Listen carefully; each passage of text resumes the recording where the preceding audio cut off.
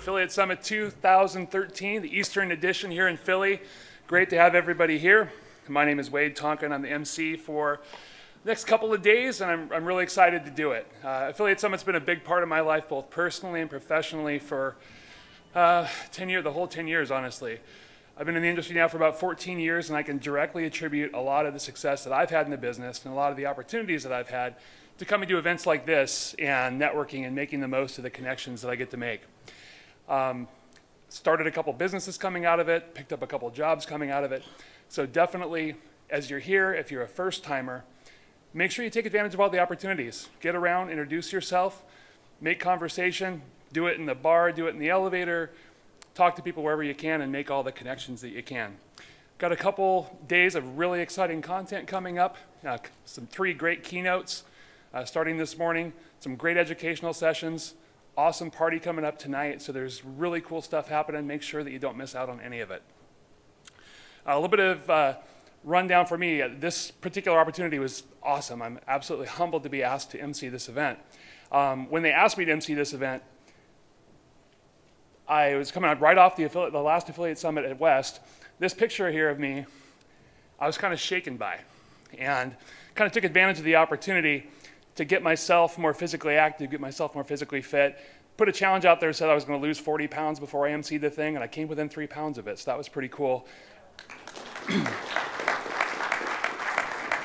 Ran my first 5K race at the end of July and lived in Florida, which was pretty impressive.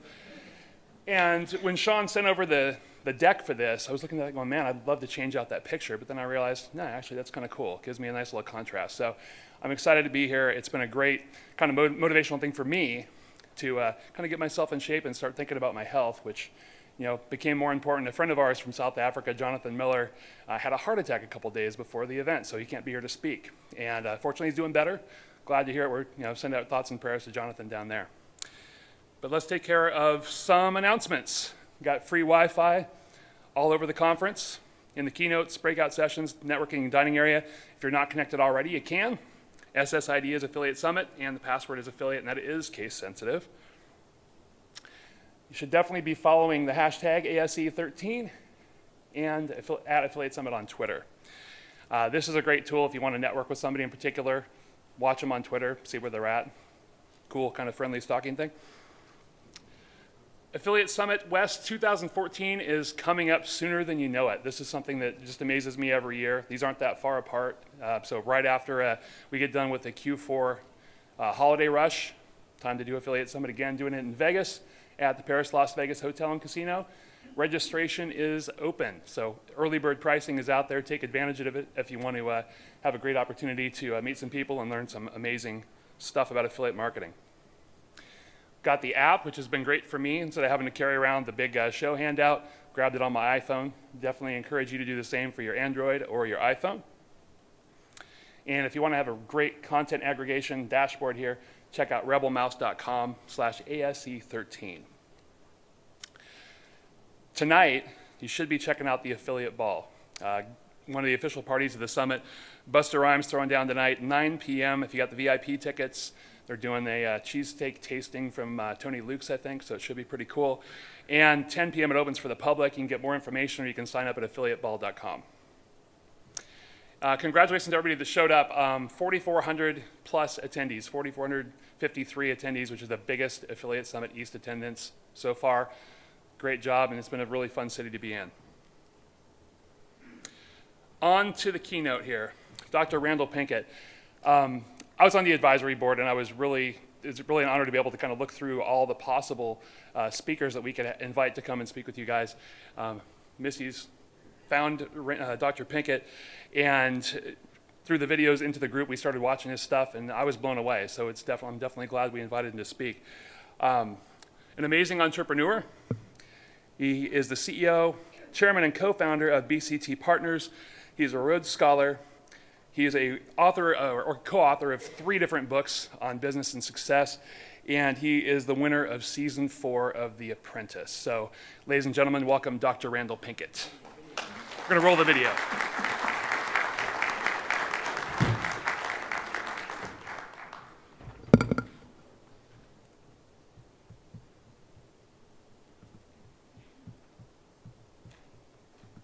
a game, but it's not fair. I break the rules, so I don't care.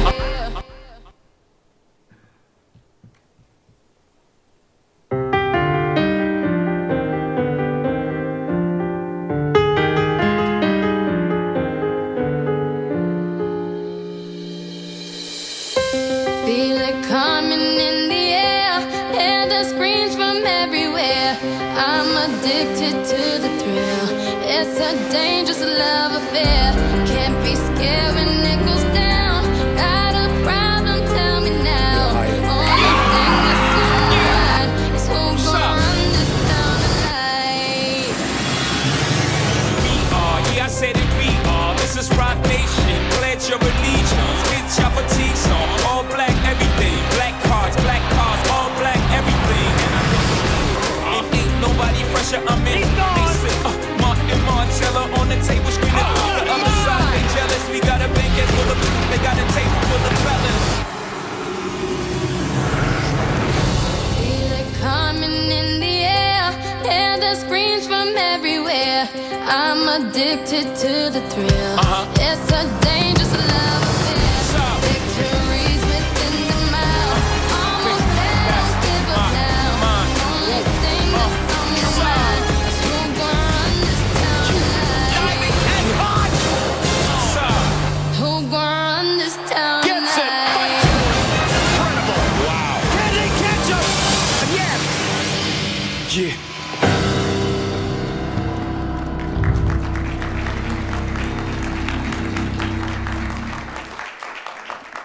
Good morning, Affiliate Summit East.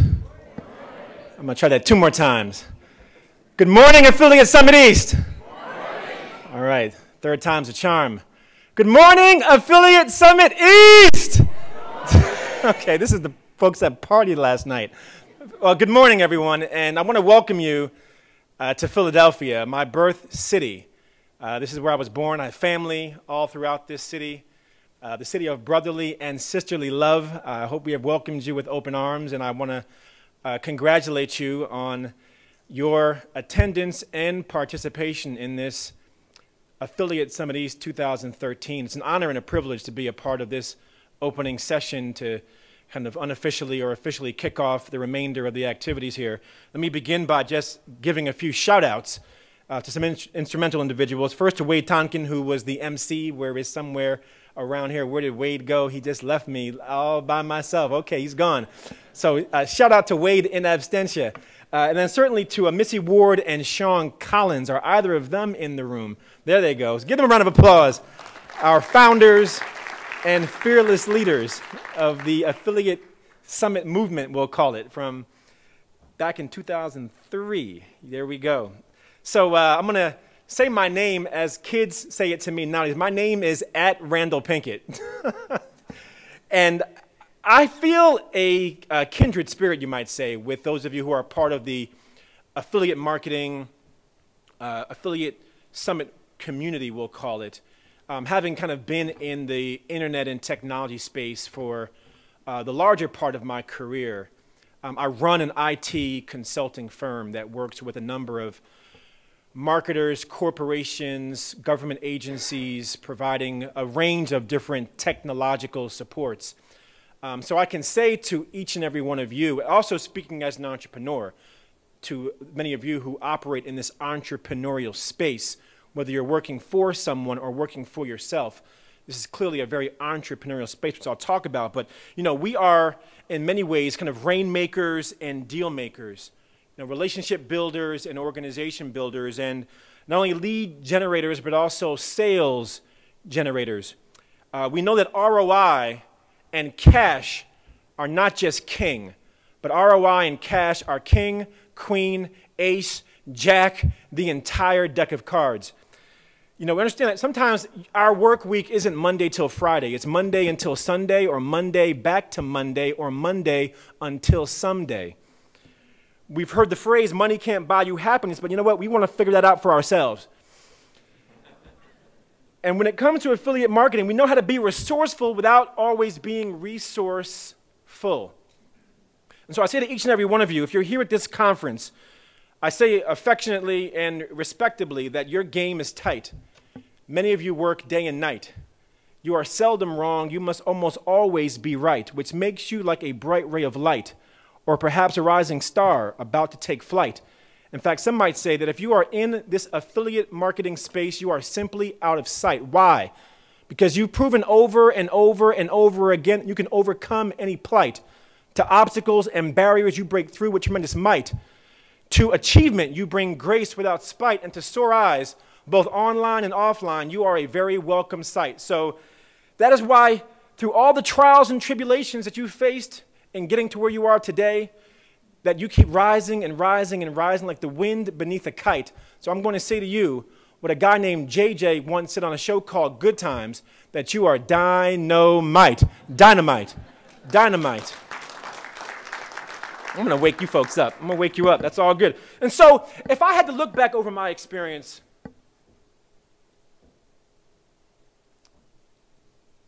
as a Rhodes Scholar, first African-American from Rutgers to win the Rhodes Scholarship, to then MIT, where I earned my PhD at MIT, to launching my fifth company, currently BCT Partners, to going on The Apprentice with Donald Trump and becoming the winner, the only African-American to win on The Apprentice, to where I sit today, having been in business this year, 2013, for 20 years I've been in business. Started my first company, and I count this as official, selling compact discs out of my dormitory at Rutgers. I count that. And in fact, as I think back today, and I talk to young people, and I say I sold compact disc, they look at me and say, what's a compact disc? Which just dates the 20 years that I've been in business. But the thing that I think has been most valuable from all of those varied experiences and growing up here in Philadelphia and New Jersey and all of my travels, the thing that I think has been most valuable to me has not been the things that I've done, but the way that I think. The way that I think.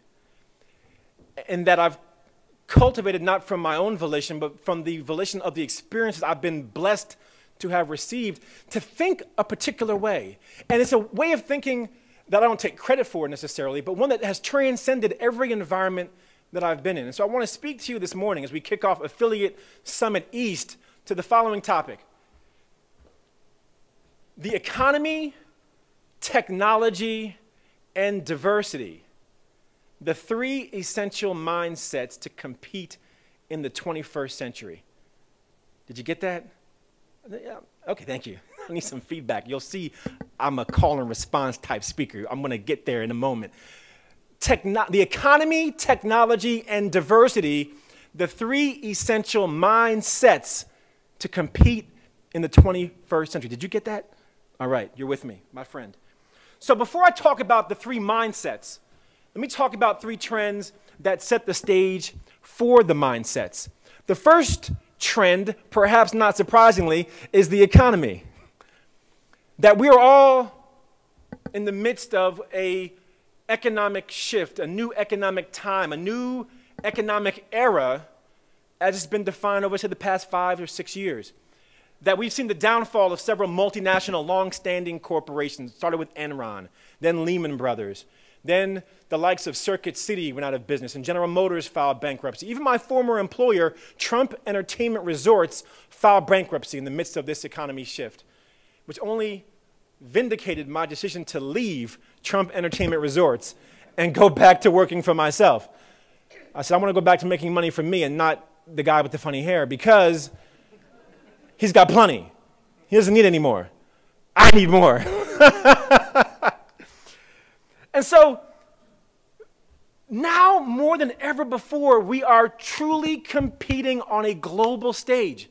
That we're not competing with our nearby neighbors in adjacent neighborhoods or adjacent communities or adjacent states or even adjacent regions. We are competing with our not so nearby neighbors overseas, in India, in China, in Brazil, and across our globe.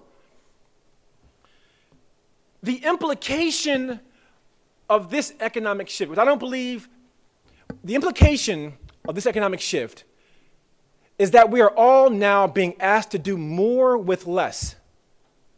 We're all being asked to do more with less in a constrained economic environment, which often leads to scarcity in certain areas. Those who are able to figure out how to do more with less will be competitive in the 21st century. Those who cannot will not. And you can either accept this or you can move to the 51st state of our union, the state of denial. Let me wake y'all up. The second trend, perhaps not surprisingly, technology. This audience can appreciate this, from CDs to DVDs to MP3s to iPods with MP3s to HD TVs to PSPs, from iPhones to iPods to iTunes to iPads. Sometimes I feel like I wish I had more eye time for eye sleep to get some eye peace and some eye quiet. You said, I heard that. And so our world is radically different today than it was just a few years ago. When I graduated college, I took a job at AT&T. And this was in the mid-90s, and we used to run these advertisements that were meant to be futuristic. And we would say things like, have you ever sent a fax from the beach? Or have you ever read a book from 1,000 miles away? Have you ever paid a toll without stopping? And it would fade to black and say, well, you will, and the company that will bring it to you is AT&T. Well, think about that. You can go down almost any toll road now and not have to stop. You can read a book on the internet from 1,000 miles away. You can send a fax from the beach from your phone. And in fact, the only thing that didn't come true is that AT&T didn't bring any of it to you. That was the one thing we missed with all that futuristic thinking. But I have a slide here that shows the number of years it's taken various technologies to reach 25% of the US population, or known as 25% market share. So you look at the slide, it took the airplane 54 years for 25% of the US to fly on an airplane. It took electricity 46 years to reach 25% of the US population. The microwave, 30 years. The VCR, if you remember the VCR, 34 years. The radio, 22 years. PC, personal computer, 15 years. Cell phone, 13 years. And the internet, 7 years. So as we can see, we are adopting technology at a much faster and faster rate. The implications are that technology has helped fuel what is now a hyper-accelerated environment that we all operate in.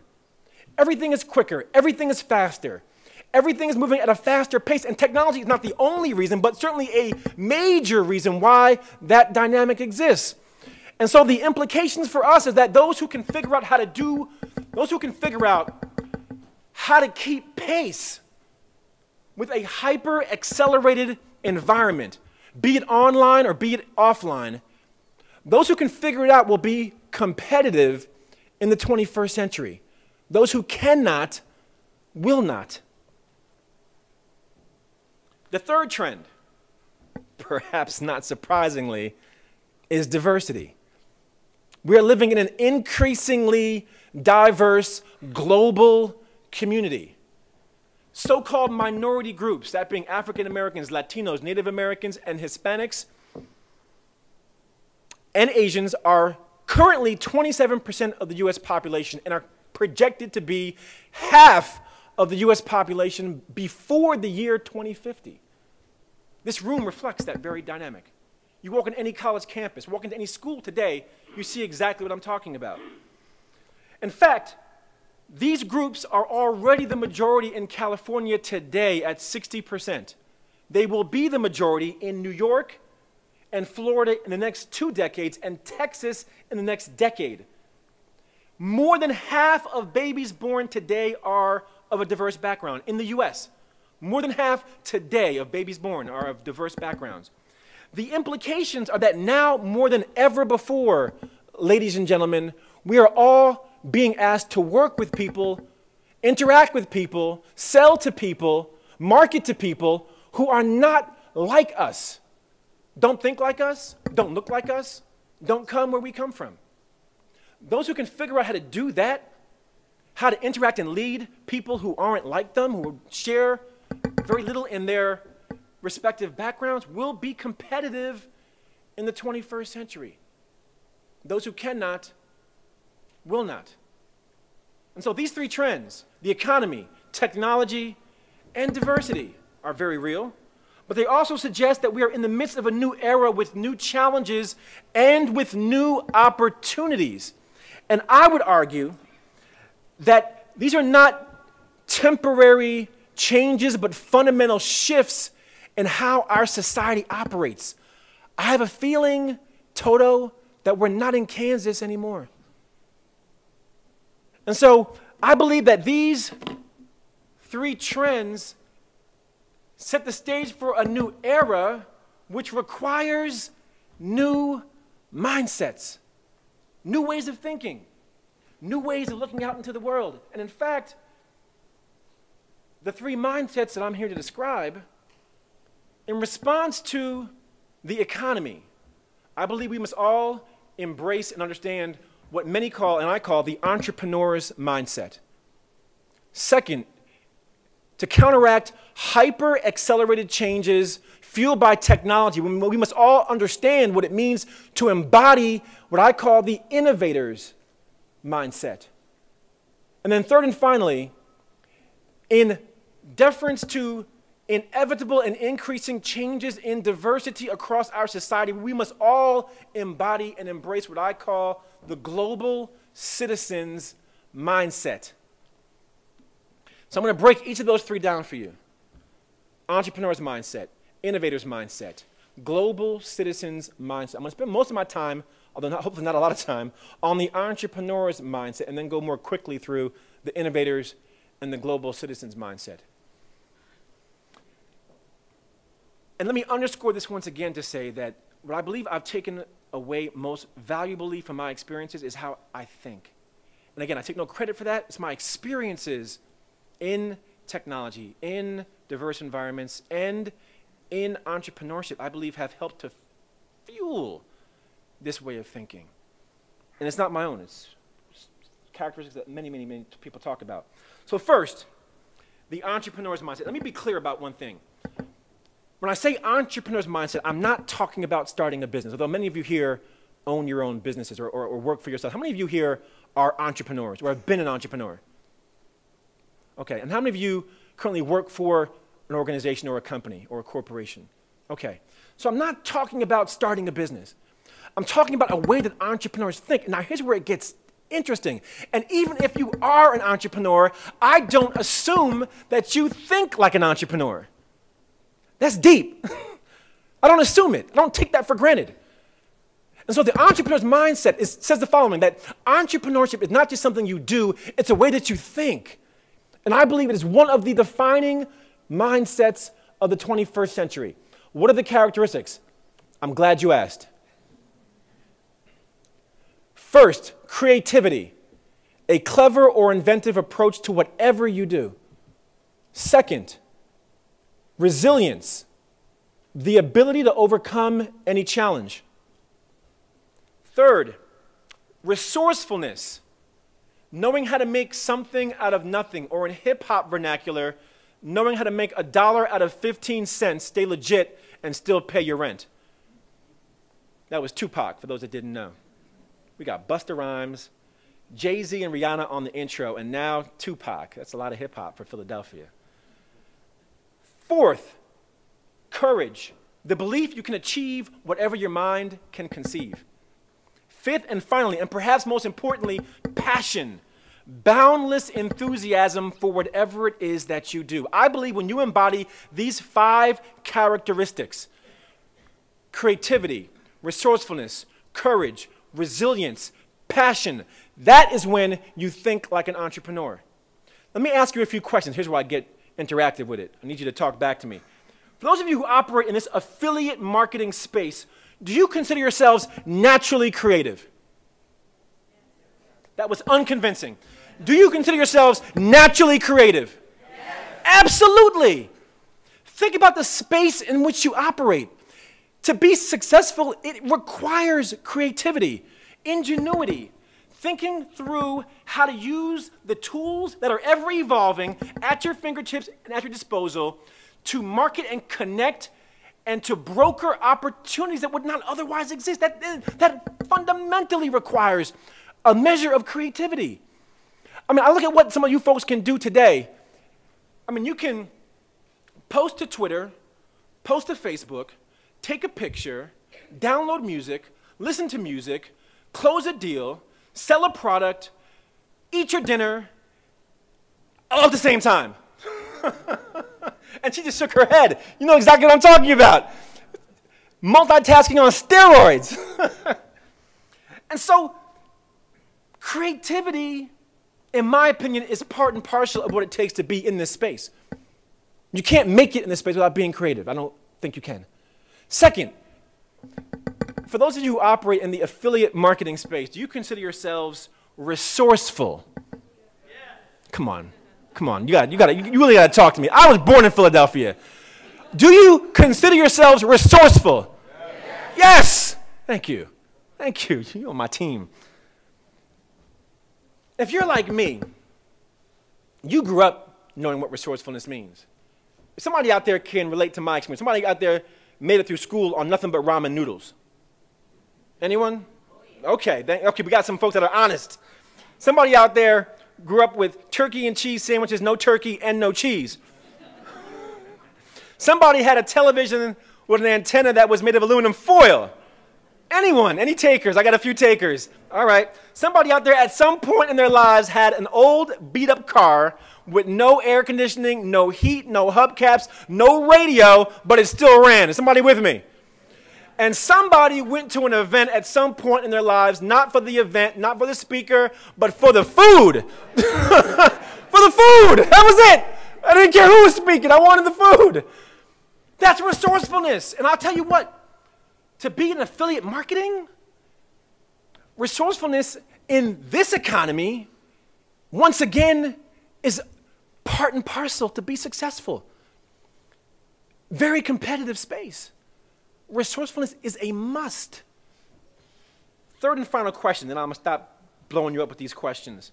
Well, actually, no, I'm not. I'm going to come back later, but I'm going to stop for now.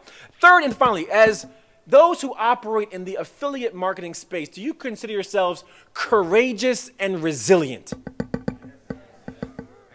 Okay, fair enough. You are part of an affiliate marketing, what I'm calling movement, that is no longer a passing fad, but an established industry. Many of you who are part of this affiliate marketing family, as I understand it, have seen this space, this event grow from 200 people in 2003 to over 4,500 in 2013. There is a measure of courage and resilience that is embodied in everyone in this room and beyond this room who's been in this room, in taking this space and moving it to the place where we find it 10 years later. 10 years since the founding of the Affiliate Summit East. Give Missy and Sean a round of applause for 10 years. 10 years. Slash. So, what am I saying? That if you're in this room, you naturally embody the entrepreneur's mindset. That you are affiliate market instigators. You are entrepreneurship initiators. You are marketplace purveyors and visionary prognosticators. But in the words of my little cousin who lives here in Philadelphia, you're not move fakers, you're not value forsakers, you're not troublemakers, and you are not player haters. Yes, another hip-hop reference. But rather, you are market and trend originators. You are revenue and profit generators. You are technology innovators. You are opportunity takers. You are peer rejuvenators. You are anti-procrastinators. You are merchant and vendor activators. You are network and agency makers. You are accomplishment celebrators. You are butchers. You are bakers. You are candlestick makers. You make marketing do what it do. That's what you do. Come on now, I rehearsed that all night. Took me half an hour to memorize that. So how do you make the entrepreneur's mindset practical? How do you bring it home to what you do every day, not someday but Monday? The first thing you do is you bring passion to whatever it is that you do. You think like entrepreneurs think, like many of you think. Entrepreneurs are fundamentally driven by passion. We don't pursue an opportunity, a product, a service, a market, an industry, if there is no passion. If there's no passion, there's no point. No passion, no pursuit. No passion, no purpose. Take a lesson from what I learned when I wrote my third book. What I did was I interviewed dozens of executives across several different industries, trying to understand how they've navigated their way to that point in their career. One of the folks I interviewed was a guy named Don Thompson. He's the chairman and CEO of McDonald's. Now, I met him at a conference. I had no idea he was African American, and so I walked over to him, and I said, dude, you're black. And he said, dude, so are you. But from his interview were some very illuminating insights. Let me give you a little backdrop. One of the studies we came across in writing the book studied managers in corporate America who plateau, hit a wall, and then those who reach the executive levels, and compared the two groups. And I'm not here to say that becoming an executive in a corporation is the end-all, be-all. That's not my message. But rather to say there were some lessons in comparing the managers who hit a wall and the executives who reach the top that we can all learn from. So one of the things we found from the study was the following. The managers who hit the wall had more promotions than the executives who reached the top. Think about that. I'm going to say it again. I'm going to say it twice, in fact, two different ways.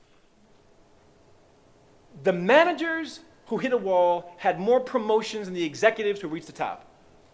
Flip it on its head. The executives who reached the top had fewer promotions than those who hit a wall. Counterintuitive. How do you reconcile that? Here's how you reconcile it. So here's a quick look at the two groups. Yellow is the executives, blue is the managers who plateaued. Just a quick visual for you to kind of understand what I'm talking about. Here's the quote from the interview with Don Thompson. Don said the following: I believe you have to enjoy what you do. You have to really enjoy it to the extent you look forward to coming in every day or traveling to that city or being on the road 50% or 60% of the time, because you can advance to a point very quickly where you find yourself miserable and totally unhappy, and you'll come right back down the rungs on the ladder. Here's where it gets better. What I've been able to do and been blessed to do is I've enjoyed every single phase. As a matter of fact, there have been several positions that I wanted to stay in longer when I was asked to move to the next position. And then in there he also says, but I declined those opportunities. And so you have to have passion around it. You have to enjoy it in good times and bad times. What's the lesson? That when the managers who plateaued were given the opportunity to advance through the company, they said yes to everything. Johnny, we want to promote you to so-and-so. Johnny said, I'll take it. Hey, Johnny, we got a new opportunity for you. I'll take it. Hey, Johnny, yeah, we got one more opportunity for you. What do you think? I'll take it. Whereas the executives who had fewer promotions, when given the opportunity to advance, said, you know what? No, thank you. I can't bring my best work to that opportunity, so I'll decline and wait for the next opportunity. And then the next one comes and said, no, but that's not exactly a good fit for my passion. And then the next one comes and said, you know what, now that is exactly the kind of work that I love and can do my best work in. The lesson is, when passion becomes your guiding compass for how you manage your business, manage your career, manage your trajectory, it allows you to not only do your best work, but also bring your best work at the same time. So a good summary quote comes from Oprah Winfrey. I'm going to come back to Oprah. She says, when you love what you do, you will never work another day in your life.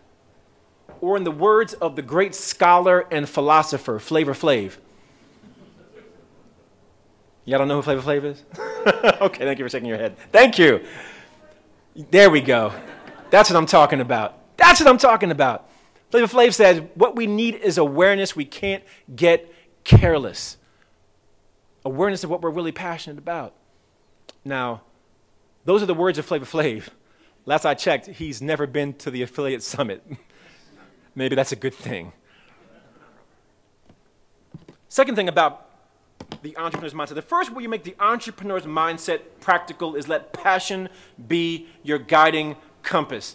The second way you make the entrepreneur's mindset practical, second and final way for today's conversation, is that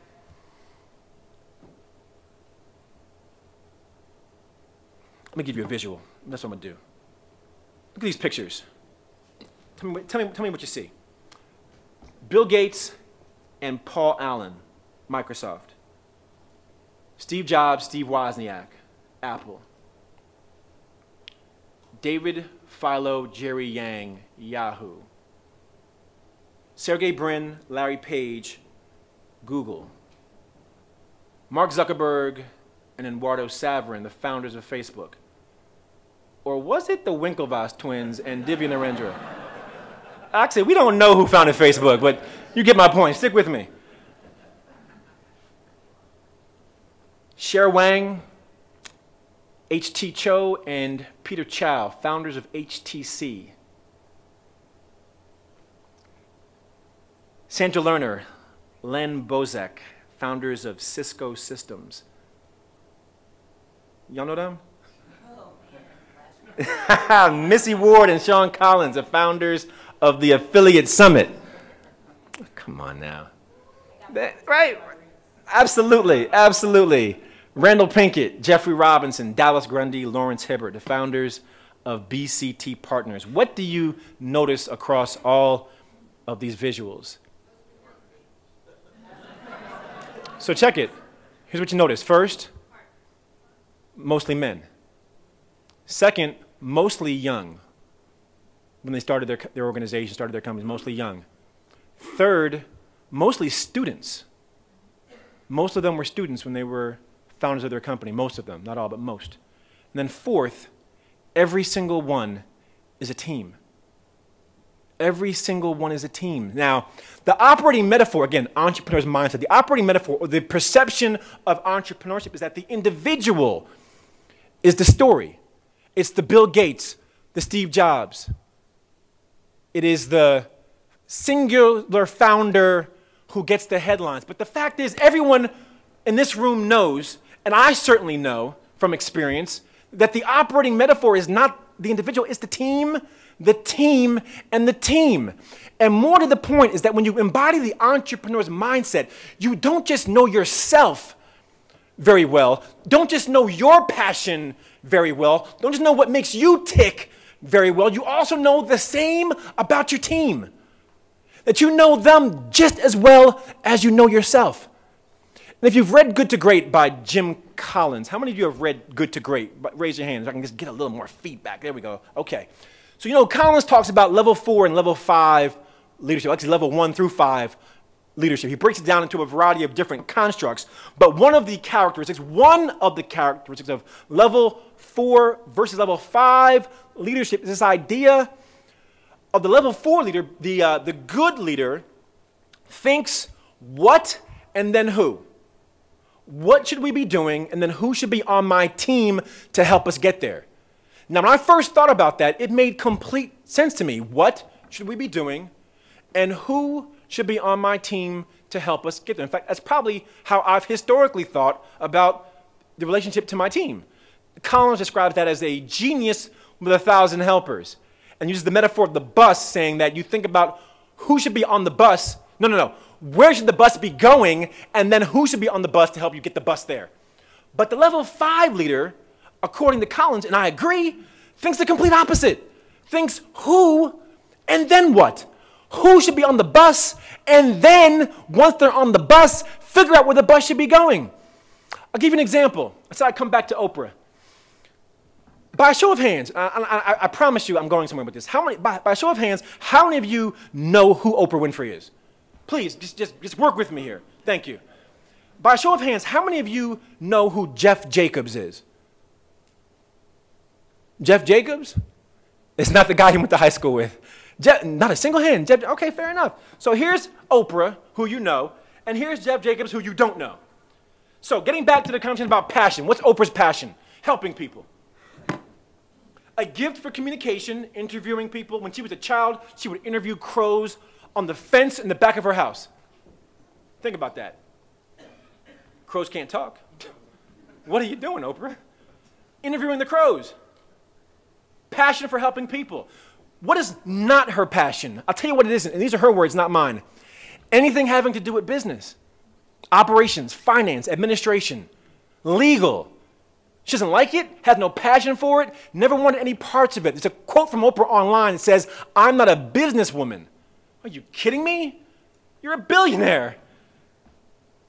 So as Oprah goes through her career as an employee, she worked for, she won the Miss Black Tennessee Beauty Pageant, got a scholarship to Tennessee State University. That got her noticed by a radio producer. She got her own radio show. The radio show got her noticed by a television producer, got her television show, working for ABC.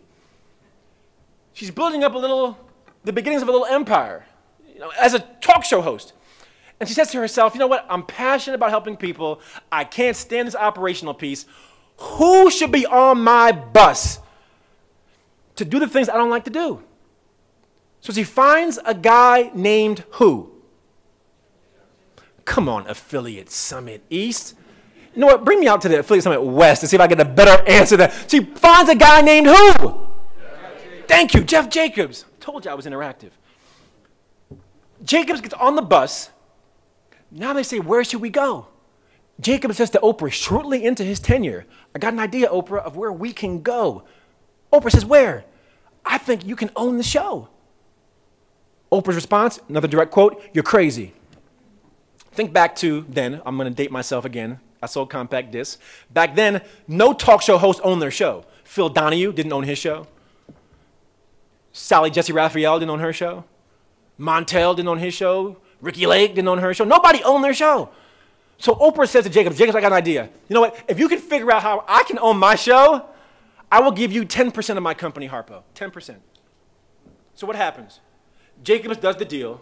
Oprah goes from the host of the Oprah Winfrey Show to the owner of the Oprah Winfrey Show. She's now self-employed, catapults her to owning her show, her production company, producing shows, producing movies, opening a school in Africa, becoming the publisher of her own magazine. She now owns her own cable network. In fact, she's the only person I know who publishes her own magazine in her own name and puts herself on the cover every month and still sells copies. That's a bad woman. That's a bad woman. If I published my own magazine every month with my name and my picture every month, I would sell one copy to my mama. And she'd only do it because she feels sorry for me. And now Jacobs is what I want to be one day, wealthy and anonymous. No one knows who he is. You ever heard of Jeff Jacobs? Nah, who's Jeff Jacobs? I'll tell you who he is. He's paid. That's who he is. He's paid. The lesson being, don't conform the team to the strategy, conform the strategy to the team. So whether you currently operate independently or you work in a large organization, I don't care what you do, you're part of a team. And if you're not, then light bulb, you need to be a part of a team. But if you are part of a team, know your team as well as you know yourself. And think through what each respective member brings to the table to inform what you should be doing in the first place. Now that makes intuitive sense to me now because I've been with the same 3 business partners for 20 years. We met in college at Rutgers. We started that compact disc store together, and we've been through 5 ventures. That's the what, each of those 5 ventures. But the who has always been Randal, Dallas, Jeffrey, and Lawrence. Over 20 years. Level 5 leadership, who and then what? The team, and the team. That's entrepreneurial thinking. That's entrepreneurial thinking. Summary quote. The best executive is the one who has sense enough to pick good men or women to do what he or she wants done and self-restraint to keep from meddling with them while they do it. I'm going to move on from the entrepreneur's mindset. But let me just say this. It is only through embodying that mindset of passion and the team that you can do more with less. In an environment of scarcity, of a competitive economy, the only way you can overcome those challenges to bring passion, the only way you can do more with less is by leveraging the skills and talent of others in a coordinated and orchestrated way. It's the only way you do it. And that's why the mindset is so important, because the mindset leads you to letting passion be your compass and the team being your metaphor. Moving on. Second mindset, technology, the innovator's mindset. Less time on this, less time on the last, Q&A, and I'm a wrap, ladies and gentlemen. Innovator's mindset. The innovator's mindset, so wait, what's innovation? Innovation is the introduction of something new. New technology, new process, new way of doing things, new idea. What is the innovator's mindset? The innovator's mindset says the following: I have a healthy acceptance of failure. A healthy acceptance of failure. Now notice I said a healthy acceptance, because there is such thing as an unhealthy acceptance of failure. That's called being a failure. But if you believe in this mindset, you believe three things. First, failure says nothing about you. It's not personal. It's not negative. We all fail.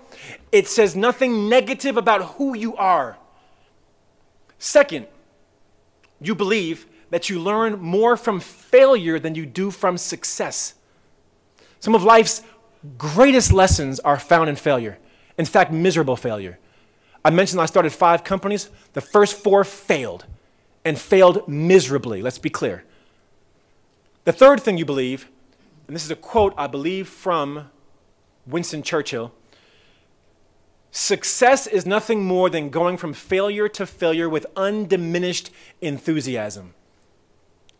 So if you believe those 3 tenets of failure, then embracing the innovator's mindset says the following: that the mediating factor between failure and success is perseverance.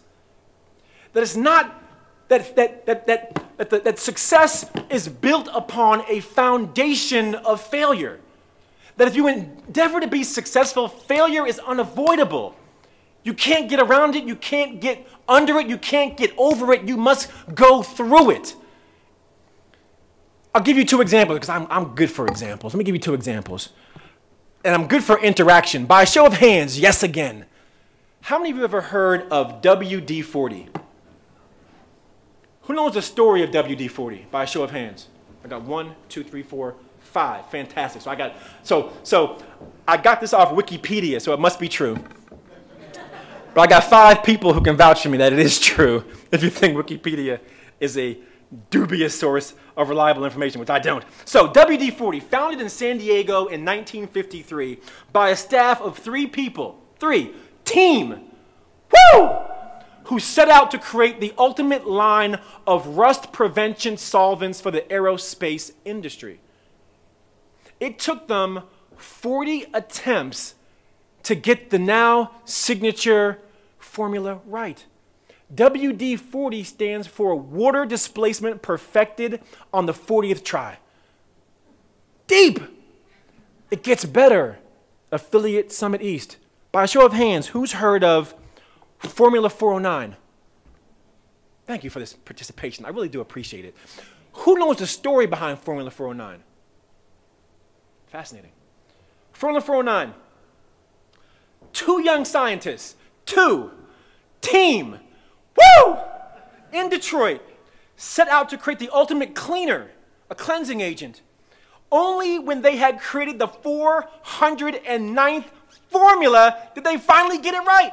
409 formulas? I'd have given up on the 408th formula. I'd have thrown in the towel on the 408th formula. Are you with me? 409. What's the lesson, ladies and gentlemen? Don't let a setback hold you back, because a setback is a setup for a comeback. If there's no risk, there is no reward. If there is no pain, there's no gain. There's no struggle, there is no progress. There is no test, there is no testimony. If there is no trouble, there is no triumph. If there is no problems, there is no power, which means sometimes you have to go through in order to grow through. which means if there is nothing ventured, there is nothing gained. So go hard or go home. If you don't believe, then don't bother, because failure is not falling down. Failure is staying down. Are you with me? Affiliate Summit East.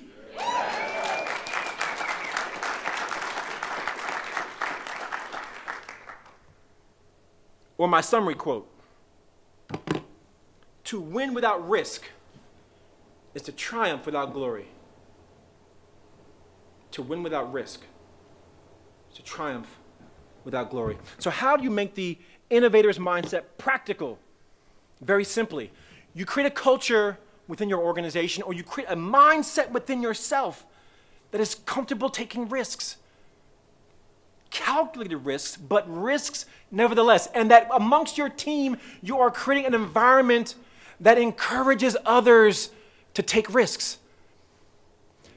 That people aren't afraid of failing. People are afraid of what they perceive to be the consequences of failing. To lose their job, to lose the opportunity, to be reprimanded, to have something negative occur. When you release the constraint of the fear of the failure, you unleash innovative potential. You unleash creativity. You unleash the very tenets of the entrepreneur's mindset and the innovator's mindset that I've described to you. So first is creating a culture and a mindset that accepts failure, having a healthy acceptance of failure, and creating the culture I described. The other thing you do is you practice what I'm sure you've heard and I'm reinforcing is failing fast. That if you're going to fail, don't take forever to fail. Fail quick. Fail as fast as you possibly can, which means it's experimentation, it's iteration, it's exploration. It's learning the lessons and incorporating them quickly from what was not working to get to what does work. Stated more simply, the reason you fail fast is to get to success faster. And when you live in an environment of hyper-accelerated change, it is the innovator's mindset that allows you to respond to that by responding quickly, by innovating quickly, by learning quickly, and applying it quickly to get to success quickly. The only way to keep pace in this environment is to do just that. Third and final mindset: the global citizen's mindset.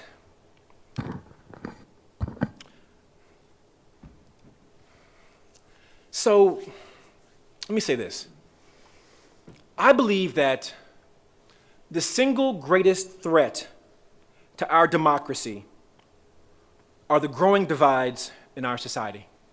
I'm talking about the gap between the haves and the have-nots, between the rich and the poor, the rich and the rest, the young and the young, old, or shall we say, black versus white versus brown versus yellow, gay and straight, Democrats and Republicans, agnostics and believers, Fox News versus CNN, and then the most deep divide in our country, Coke versus Pepsi. The danger of what I'm calling communities of the like-minded. The danger of being, that we're all born into a community. More often than not, a community that reflects our identity. People who are like us, who think like us, who speak our language, come from where we come from, share the same values that we share. It's not a bad thing. The challenge is when we immerse ourselves in communities of the like-minded, two things happen. We are more prone to produce stereotypes and assumptions, and to cast projections on those who are outside of our communities of the like-minded. More prone. Not inevitable, but more prone, more inclined. So the irony is that as our country has continued to diversify, it has only driven us deeper and deeper into our communities of the like-minded. So we're not even leveraging the diversity that is the beauty of our country. And I believe that our inability to address this schism, this divide, that not only is it currently undermining our country, but I believe it is undermining our democracy, and it will hamper our competitiveness if we do not figure out how to get this right. I believe that. So having said that, it not only compromises our country's competitiveness to the extent that we as individuals don't engender a level of diversity in our own relationships, it undermines our individual competitiveness as well. It diminishes our efficacy, our perspective, our relationships, and our organizations. So what's the global citizen's mindset?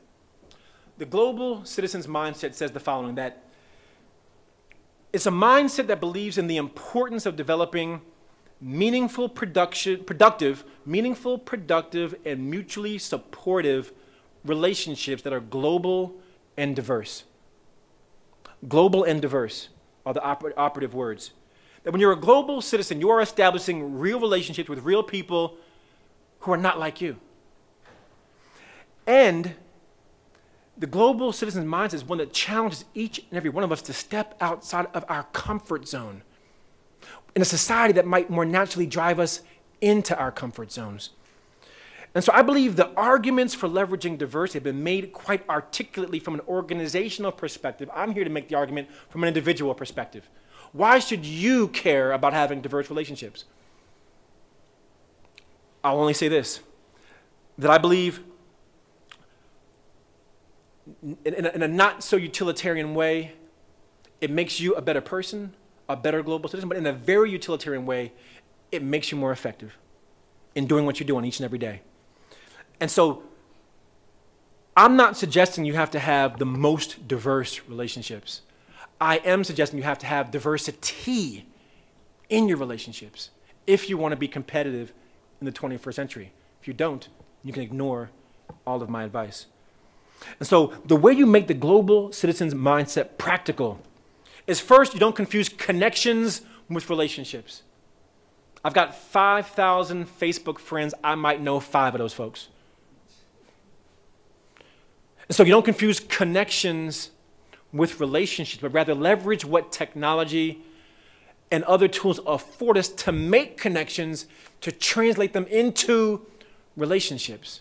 This audience can appreciate a relationship will always be a relationship, will always be a relationship. There's no way to enable it other than to build it. The second thing we must do is we must learn about the cultures of others at a level beyond the superficial. At a level beyond the superficial. I'll give you an example. My last example. When I went to England on the Rhodes Scholarship, and I was living in England, with all due respect to anyone who's lived in the UK or comes from the UK, I didn't particularly like the food. That's just me. I just need a little more spice, a little more something in there. That's just me.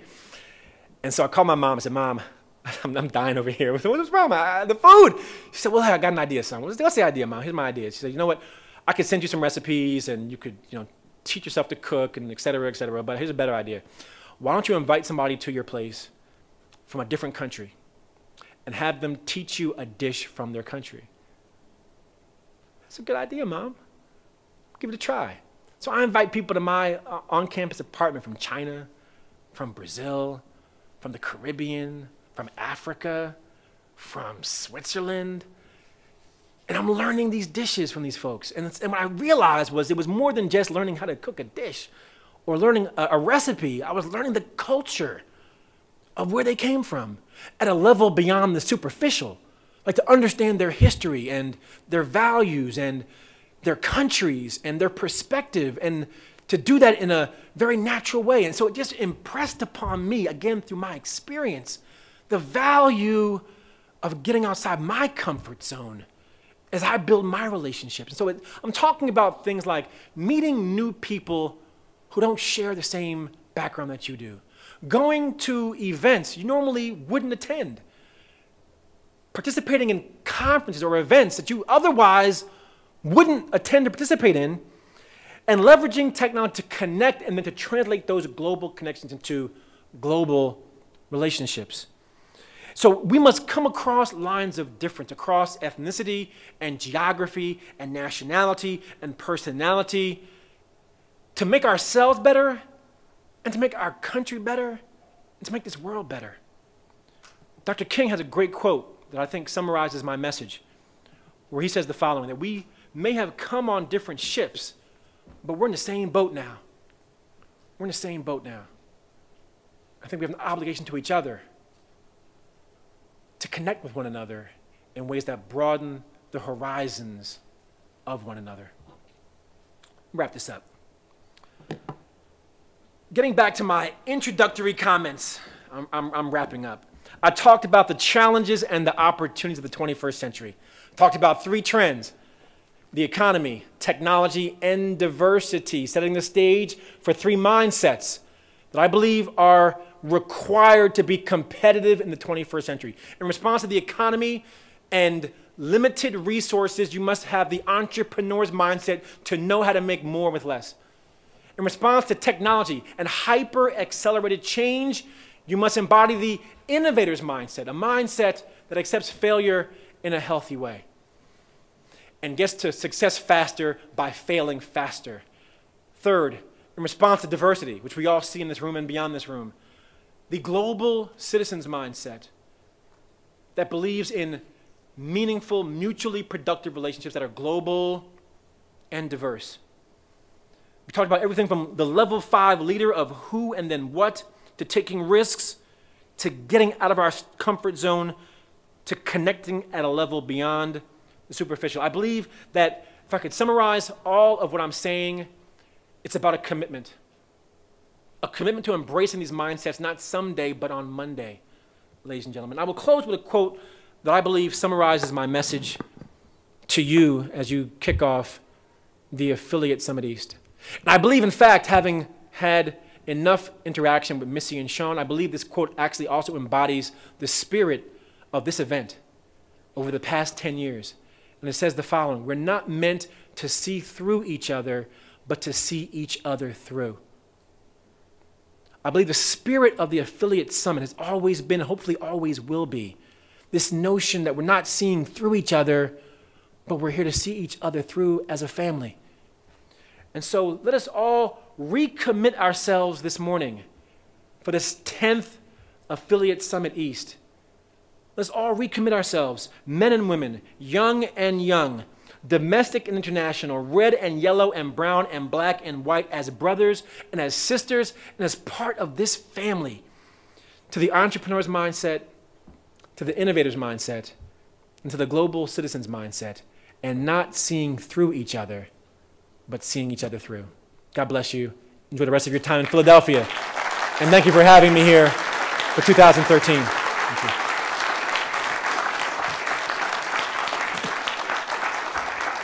You okay? All right. I'm told we have a little bit of time for questions.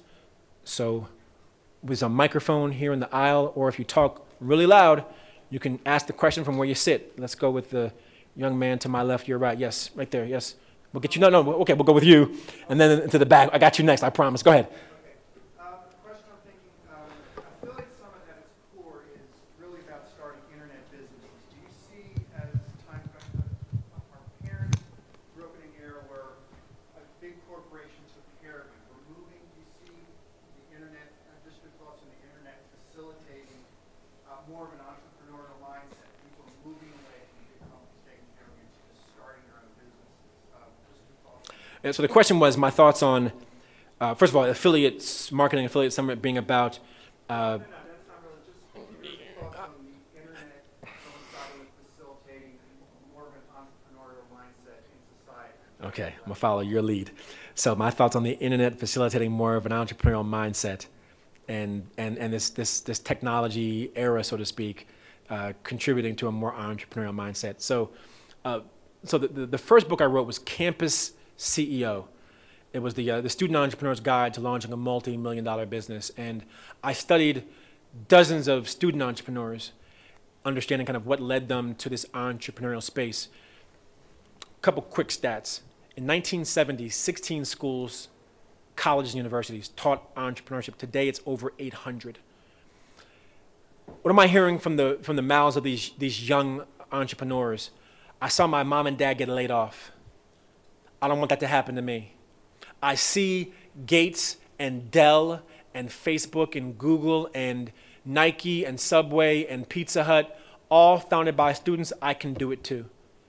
And third, I don't want to wait to climb somebody else's ladder. I want to make my own ladder and climb it myself. That's what I heard from them.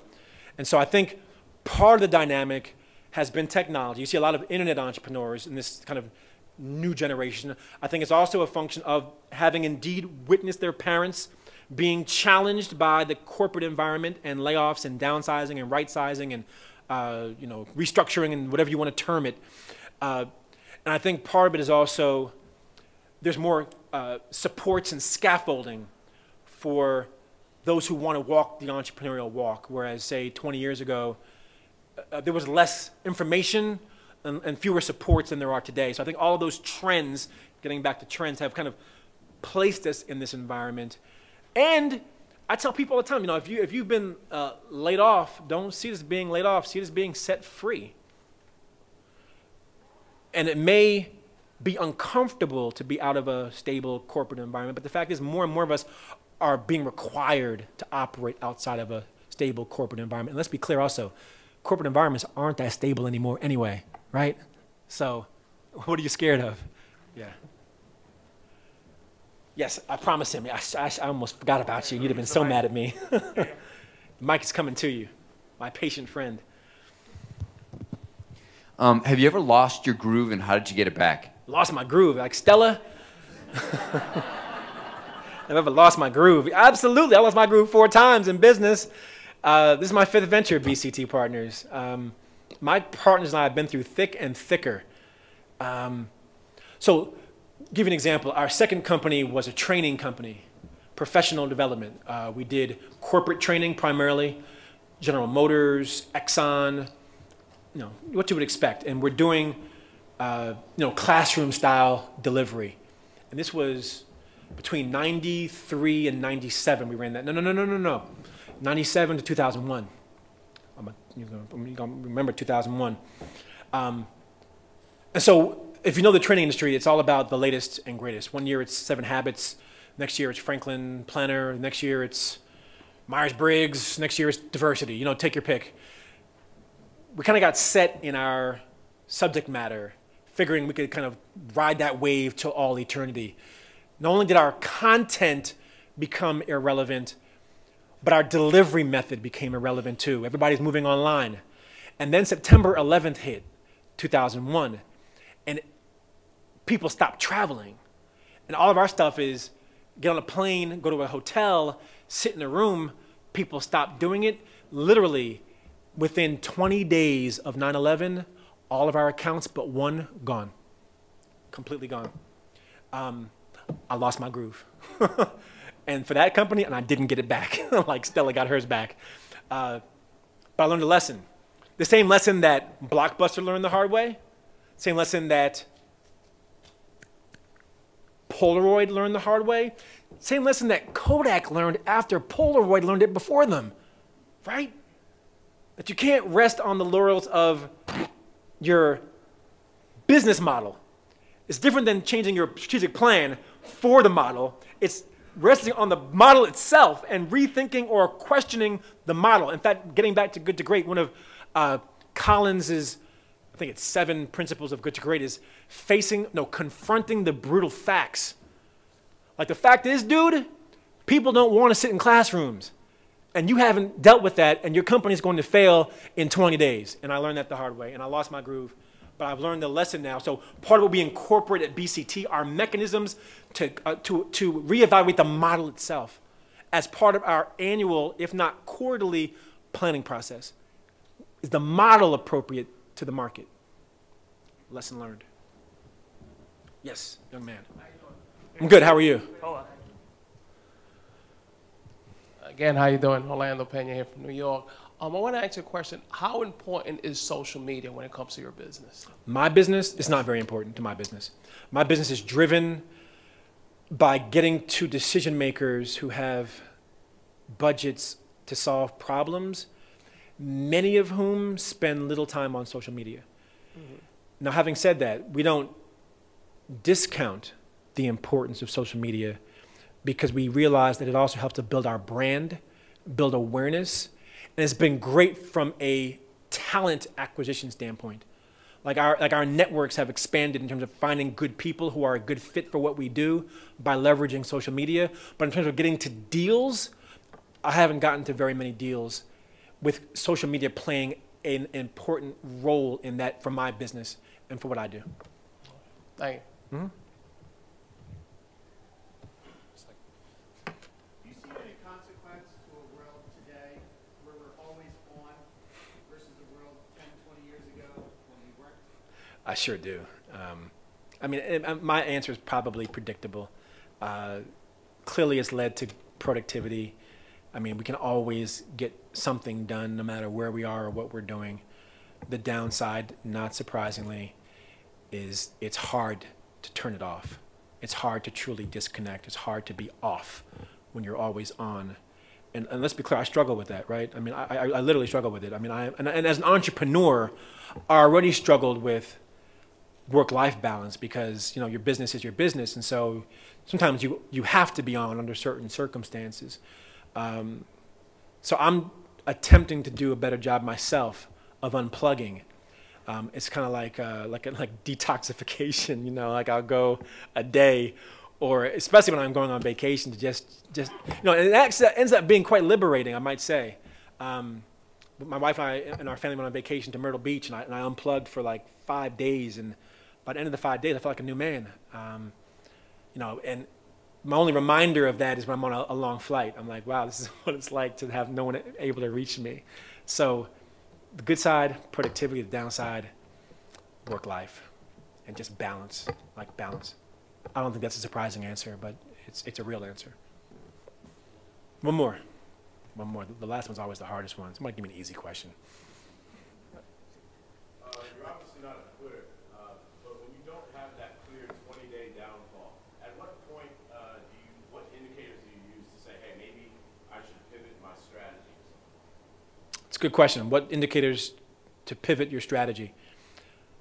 So let me give you another quote. So I believe success is where, some say success is where opportunity meets luck. And I say it's where preparation meets opportunity. So to know when to pivot, you have to have been prepared to pivot. And to be prepared to pivot, you have to have mechanisms or processes by which you're monitoring the indicators of whether you're going to pivot in the first place.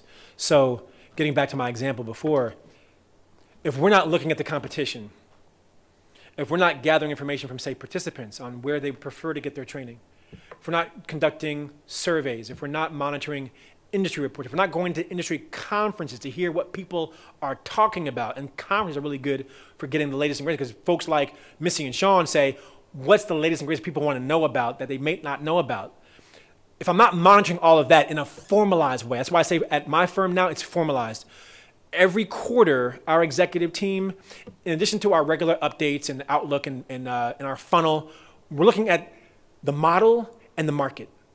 And we're asking fundamental questions about whether what we're doing is appropriate to the market and if our model is a good fit. So again, for us, we're surveying customers, we're dispatching folks to conferences, we're getting online, we're distilling that information, and we're having a discussion to say, what does all this mean to us? And that's when we say, okay, now it's time to pivot, because, and we've made pivots, let's be clear, we've made pivots. We've recently launched, we were just discussing this, a mobile application development center that takes mobile application work overseas and brings it back to the US using students as the developers. Because we can pay them proudly what an overseas developer would make in Brazil or China or India. And but the only reason we stumbled on it was by talking to our customers. What is your challenge with offshoring development? Time zone difference, quality isn't what we expected, but we're getting a good price point. Can you give us a low price point with good quality onshore? I don't know. I'll take it to my executive team and we'll have a conversation about it. Hence the model, hence staying current, hence a new opportunity. Pivot, pivot. Answer your question? Good one. Look, folks, thanks Wade, thanks Missy, thanks Sean, thanks to all of you. Enjoy your time here in the city of brotherly and sisterly love, and have a great Affiliate Summit East 2013. Again, God bless you and thank you. All right, give it up for Randal Pinkett.